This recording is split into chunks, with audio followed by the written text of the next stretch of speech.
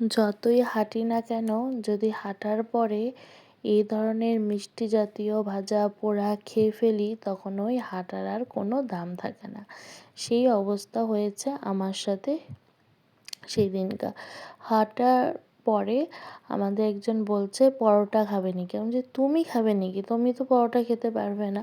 তো বলছে, না না আমি পরোটা খাবো না, তুমি খাও। আমি বলছি, বাবা তুমি খাবে না আবার আমাকে খাওয়াবে? বলছে, আরে খাও খাও। আসলে ওর কাছে অনেক দিন আগেই আমি বলেছিলাম যে যে দোকানে যে পরোটা ভাজে এগুলো খেতে আমার ভীষণ পছন্দ লাগে। তো তখন আর খাওয়া হয়নি। তো সেটাই সেদিন মনে পড়েছে, দোকানের সামনে দিয়ে আসছিলাম তো বলছে, তাহলে খেলে খেয়ে নাও। তো আমার খারাপ লাগছিল, যেহেতু ও খাবে না, ও এখন খেতে পারবে না আর আমি খাবো।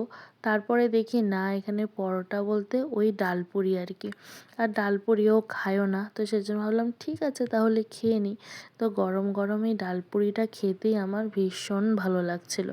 আর মাথায় খালি একটা কথাই ঘুরছিল, আজকে যতটুকু হাঁটলাম সবটুকুই বৃথা চলে গেল।